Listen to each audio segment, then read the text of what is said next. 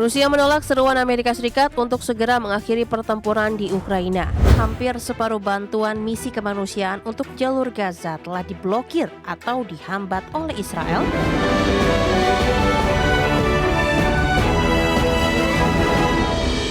Pemirsa, Rusia melancarkan serangan ke pusat kota Kiev, Ukraina sejak Rabu malam dan menewaskan 21 orang. Ya, pihak Ukraina pun menyebut serangan Rusia kali ini menjadi yang terbesar kedua di tahun 2025.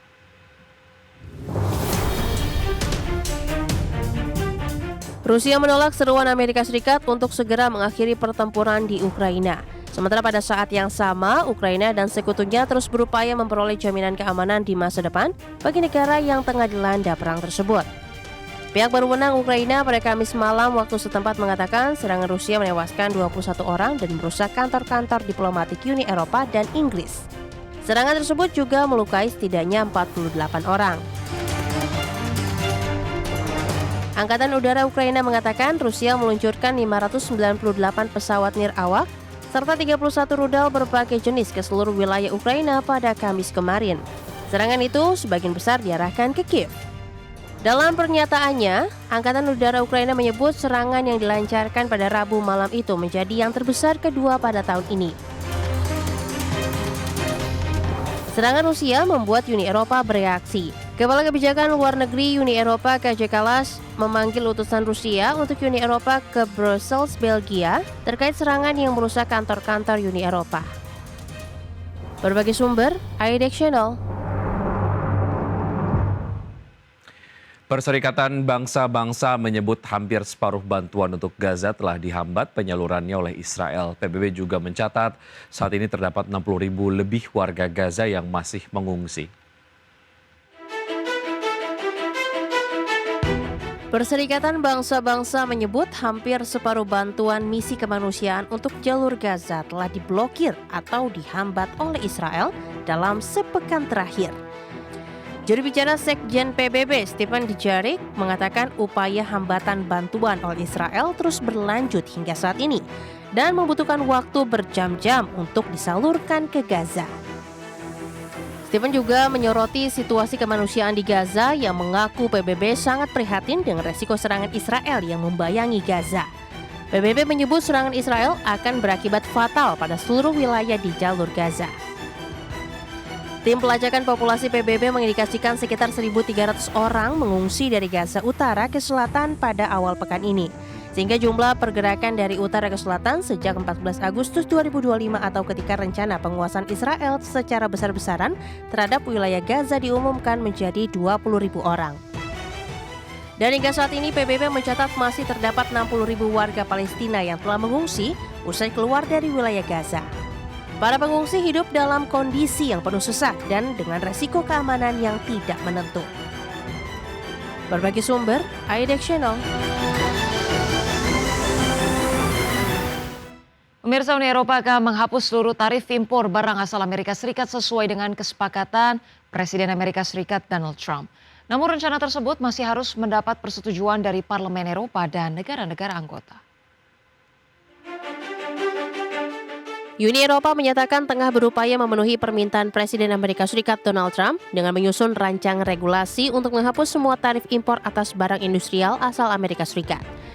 Uni Eropa juga akan memberikan perlakuan khusus bagi sejumlah produk pertanian dan hasil laut asal Amerika Serikat.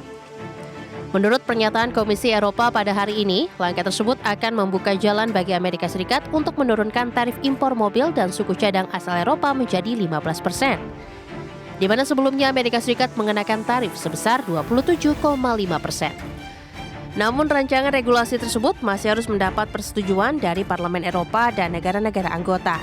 Kesepakatan politik perdagangan antara Uni Eropa dan Amerika Serikat sendiri telah dicapai pada bulan lalu. Presiden Komisi Uni Eropa Ursula von der Leyen menggambarkan kesepakatan tersebut sebagai perjanjian yang kuat.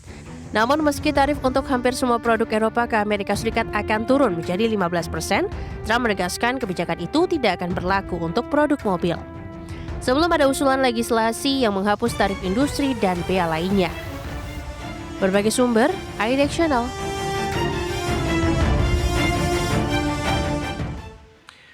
25 negara menangguhkan pengiriman paket pos ke Amerika Serikat. Langkah tersebut menyebabkan sebagian besar paket yang dikirim ke Amerika Serikat tidak akan lagi diterima. Badan Perserikatan Bangsa-Bangsa untuk Urusan Pos atau UPU melaporkan setidaknya 25 negara telah menangguhkan pengiriman paket pos ke Amerika Serikat akibat tarif yang diberlakukan oleh Presiden Donald Trump. Langkah ini telah memicu serangkaian pengumuman dari layanan pos sejumlah negara termasuk di Perancis, Inggris, Jerman, Italia, India, Australia, dan Jepang, bahwa sebagian besar paket yang dikirimkan ke Amerika Serikat tidak akan lagi diterima. Sebelum pada akhir Juli lalu, pemerintahan Presiden Amerika Serikat Donald Trump mengumumkan berakhirnya pengecualian tarif bagi paket kiriman kecil yang masuk ke Amerika Serikat mulai 29 Agustus ini.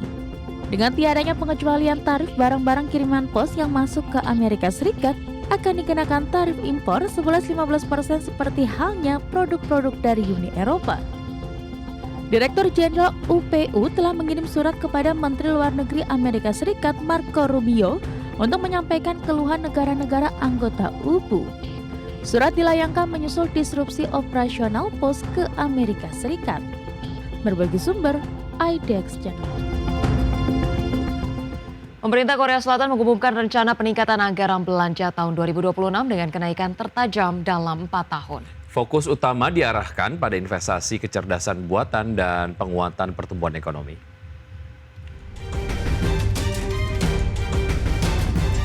Pemerintah Korea Selatan mengumumkan rencana peningkatan anggaran belanja tahun 2026 dengan kenaikan tertajam dalam 4 tahun. Melansir dari Reuters, total belanja pemerintah ditetapkan sebesar 728 triliun won atau setara 524 miliar dolar Amerika. Jumlah tersebut naik 8,1% dari tahun ini, melampaui kenaikan 2,5% pada tahun 2025.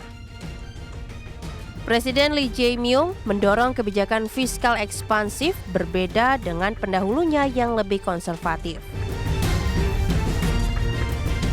Selain itu, Menteri Keuangan Ko Yoon-chul menegaskan kebijakan fiskal perlu dipacu demi menyalakan kembali pemulihan ekonomi. Meski pertumbuhan kuartal kedua sempat mencatat laju tercepat dalam lebih dari setahun berkat ekspor teknologi dan konsumsi, ekonomi Korea tetap menghadapi tekanan dari tarif Amerika Serikat. Bank Sentral bahkan mengisyaratkan pelonggaran lebih lanjut untuk mengimbangi dampak tarif tersebut. Adapun alokasi belanja terbesar akan mengalir ke kesejahteraan sosial sebesar 269 triliun won untuk mengatasi rendahnya angka kelahiran. Anggaran penelitian naik 19% menjadi 35 triliun won untuk investasi AI, sementara sektor pertahanan meningkat 8,2% menjadi 66 triliun won. Pemerintah juga berencana menerbitkan obligasi negara senilai 232 triliun won guna menutup defisit fiskal yang diproyeksikan mencapai 110 triliun won. Berbagi sumber, IDX Channel.